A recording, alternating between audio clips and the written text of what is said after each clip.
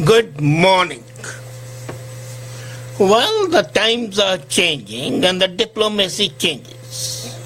There was a time when the diplomats were supposed to be very polite, very humble. When the diplomatic communication used to be couched in a very polite language, and not only polite language, but also very convoluted language. You had to read a letter written by a diplomat half a dozen times to understand the real meaning. But as I said, times have changed. And Donald Trump has inaugurated a new revolution. The digital democracy has been converted also in digital diplomacy. So how to manage diplomatic relations? Now when it's digital diplomacy, it's instant fallout of instant range. There is an instant decision communicated instantly without much consultation, without much thought, and the results can be much more serious than were communicated earlier. Well, I'll give you a very simple example. Recently, there was a viral tweet by Justin Trudeau. There was an international incident between Israel and Mexico, and there was a letter by Trudeau, Director of Communication, to the co-president of Fox News. Now, apparently, these things have nothing in common. And the only commonality is that the fact they shared during airtime, nice news circle. On closer scrutiny we find there is so much of commonality.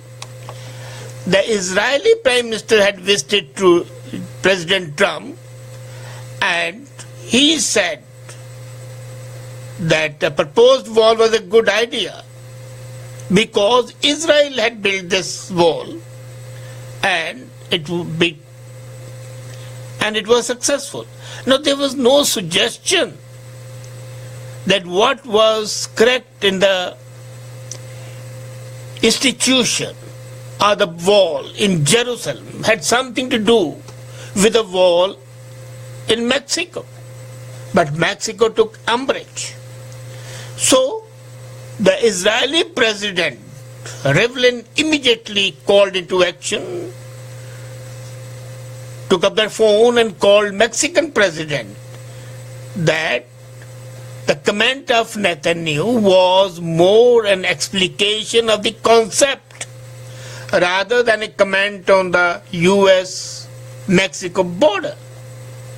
And just imagine in Canada, nearer home, there is increased sensitivity to Twitter diplomacy. Prime Minister Trudeau's response to President Trump's refugee policies. It was a tweet about the Canadian diversity with hashtag Welcome to Canada went viral. And do you know, 427 times it was retweeted and 770,000 likes were there. However, when the things became clearer later on, Canada would not accept asylum seekers who arrive at the US border. In fact, it indirectly encouraged illegal crossing at illegal points. So there was a barrage of public and media criticism. Now look at the other way. Trudeau's Director of Communication, Kate Purchase, sent a letter of grievance to Bill Shine, the co-president of Fox News, because he had not taken out a tweet. Earlier, Fox News had tweeted that the deadly attack on the Quebec mosque was by a person of Moroccan origin. And they did not take out the tweet after it was shown that it was a white guy who had actually done the killing. So Kate sent a tweet asking him to take down, which he called to be interference in the journalistic work. Now, what has happened actually is that now the news are 24/7, and this twittering is a growing trend in digital diplomacy. In the Trump age, Twitter and social media are becoming the primary means of communication, and not even the most powerful man in the world can get a pass. You see, if we look at it, just imagine it was just 23 years back, on February 4, 1994, that the Swedish Prime Minister Carl Bildt and US President Bill Clinton became the first heads of the government in history to exchange emails. At that time there was no social media. Maybe Bill Clinton would have been Trump at that time, but since it was not there, they depended on emails. And now it's a very common thing. You see, one thing we have got to ensure that twittering is not by the people who follow you. If you are a leader like Justin Trudeau, Trump, whatever, if the head of the state and head of the government, millions and millions would follow you, read you, simply because you are in a position of authority and what you say matters. Nevertheless, what is more important is how many people these people follow. If they follow a large number, or do they follow a small restricted number, their basic advisors. If I tell you that Trudeau follows 952 people, while Putin follows just 16, and Khamenei follows only 6. So you can see who is secure and who is not secure. A guy who follows more people is either craving for more information and doesn't know what his sources are. And a person who follows less people is sure of his resources. Conversely, imagine Putin is followed by 600,000 people, Khamenei by 264, and Trudeau by 2.8 million. So following is one thing because these followings show how much you cater to the common people. But when you follow a limited number, that shows your confidence in yourself. Now, what has actually happened is that the government leaders and the state institutions are using social media to disseminate top-down information. That dissemination. You see, and Trump is leading in that. The motive is to broadcast messages and opinions, but it's not the actual engagement. Actual engagement is still either through telephone or through normal diplomatic channels. There have been some changes. For example, Sweden has been experimenting with innovations that their Twitter accounts for its own citizens. But mostly digital democracy, like digital diplomacy, is a one-way traffic. It flows from top to bottom. Just imagine, as I said, Trudeau follows 600 odd people, 672, but is followed by 2.8 million. So the reverse message going from the top to bottom is much more. Trump follows about 200 people. But it is followed by millions again. He depends. And then, Trump has done another thing. He has got 2 hashtags.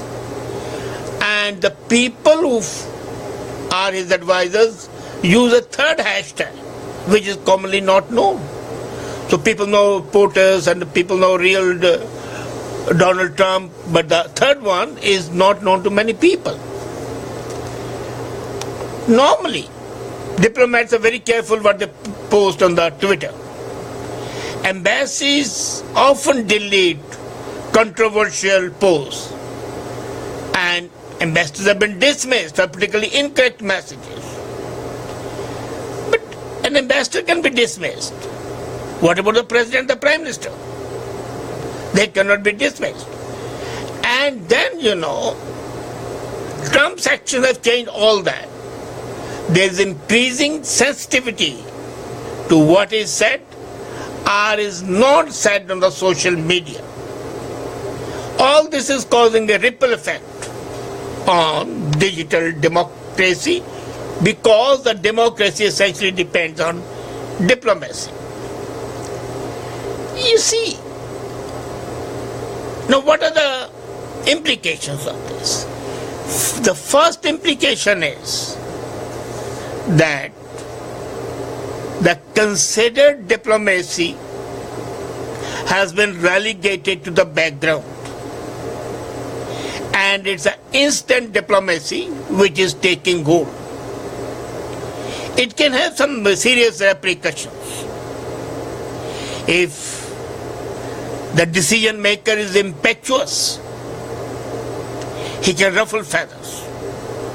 Sometimes I agree that feathers have got to be ruffled. There's no denying the fact. But ruffling the feather all the times can create a scenario which may not be very conducive. Secondly, once you work on intuition, you are mostly successful. Until and unless there is a firewall built around your actions, as is being built in some cases. I would not mention on that. So digital diplomacy is a two-edged sword. It can be very useful in carrying instant reaction of the decision maker, and it can be harmful because it can ruffle feathers. You see, it used to be said that a real diplomat is he who lies for the good of the country abroad. Lies are even now there. So, the diplomacy is changing. And now one thing I like to point out. Most of the people, really capable people, when they indulge in digital diplomacy, do not involve foreign affairs. Normally it's meant for the country as a whole, the leaders. When Narendra Modi does something, it's for the Indians. And temporarily or momentarily it might be for the people of Indian origin outside India, but primarily it's for the Indians living in India. When Trump does it, it's for the Americans. He till today has not released a tweet which is primarily for international consumption. It's a different thing that the interpretations may be there differently, or the people abroad may start dissecting it to find a hidden meaning. Nevertheless, he has never done it. But the tweets by some leader, for example Trudeau's "Welcome to Canada," was clearly at a foreign affairs relationship. On the one side, welcoming refugees and getting a goodwill in the Middle East. Secondly is ruffling some feathers in Washington. The result is that if digital diplomacy is confined to the internal use for the domestic consumption, it's not bad because the communication is strict to the people. And the interpretations by the interested media are avoided. What the media does is that it interprets according to its own perceptions, and it can be wrong. So when the head of the state or head of the government directly deals with the people, that mist created by the media is removed. Well, good or bad, one thing is sure, that digital diplomacy has come to stay and is changing the complete landscape of diplomatic communication and political communication. People expect you from the leaders to be like that, and that is where the future lies.